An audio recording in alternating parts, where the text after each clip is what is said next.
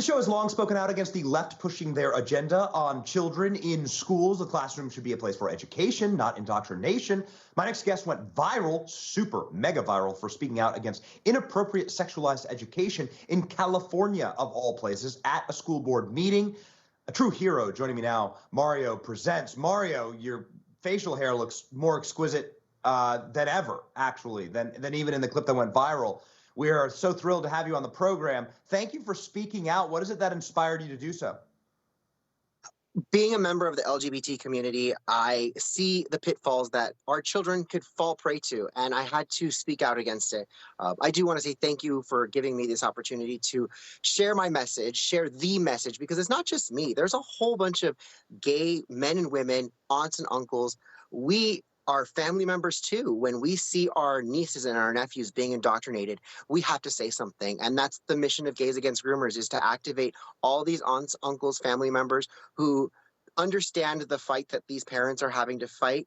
And we're trying to be that wall of protection for them, because when parents stand up to these school boards and say, hey, I don't want my child being exposed to this, the school board calls them homophobic, calls them transphobic, accuses them of vandalism in some cases, and in some cases even threatens their job with false allegations. And we're here to say, no, you're not going to do that. I'm an uncle of 2 students in this specific district. I have a right to speak. I'm going to speak on their behalf. And I took charge.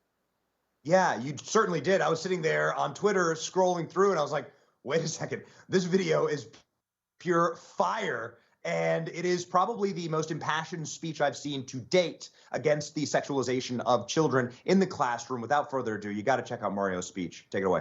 Uncle of 2 students in your district. It has come to our attention that the district intends to teach transgenderism to children under the age of 10 without parental consent. If I were to teach your child about my sexuality without your consent or involvement, I'd be arrested. But when the school district does it, it's education. You don't tuck these children in at night. You don't teach them to stand up to bullies. You don't pay their medical bills. And you certainly don't hold their hands in the hospital. These parents do. Parents must be a part of the education process when teaching sexuality to students, and it definitely doesn't need to happen under the age of 10 years old.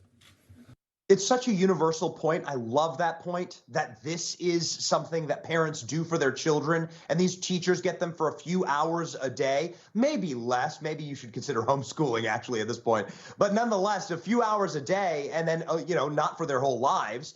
And they use that time to actually reprogram everything that the parents want in these children, which is for them to just be moral, normalized kids in society. It's really sick stuff. Thank you for speaking out against that. Where did it come from? Did you write this speech? Did you just get up and start freewheeling from the heart?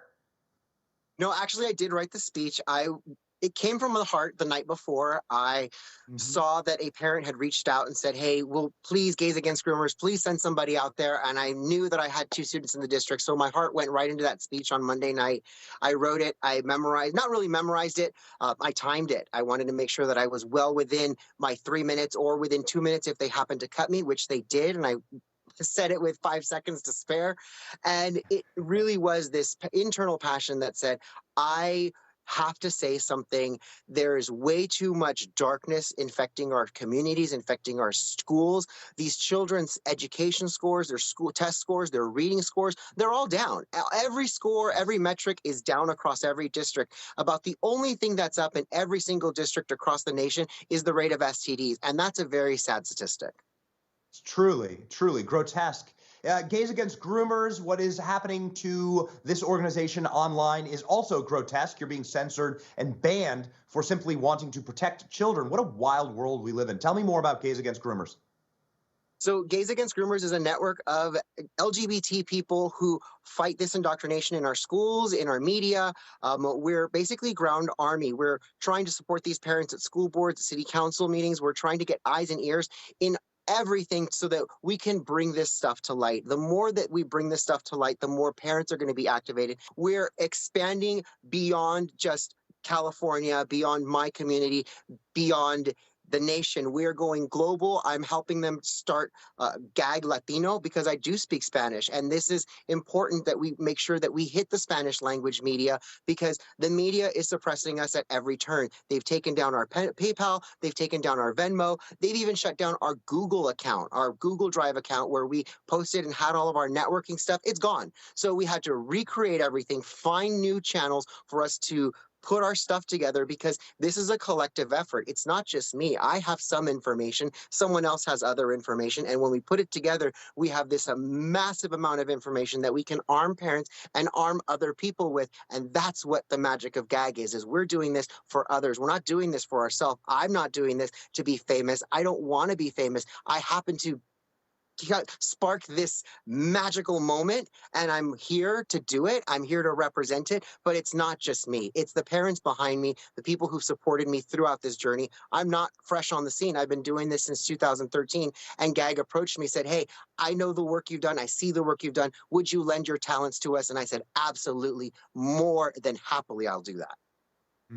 Well, I mean, you certainly do have talents. It was unbelievable. And now it's been seen by multi-millions across social media. So please, Mario, let us know when you drop the next fire track at the next school board meeting. We need more Mario, and we definitely need one of those groom dogs, not kids shirts. So we hope you start your own fashion line as well. Thank you so much. Thank you so much. And you can get my shirt at Gays Against Groomers. You can use promo code Mario Presents to get 10% off because, you know, inflation is a B these days and saving money is always saving money. That's true. What is the worst problem that Joe Biden has created? Groomers or inflation? It's neck and neck. Thank you, Mario, so much for being on the program. Thank you, Benny. What an actual brave person. Really, it's wonderful to speak to brave people. Brave people are the ones who speak out against the machine. This is the Rage Against the Machine. Mario is a member, and bravo to him. Coming up, we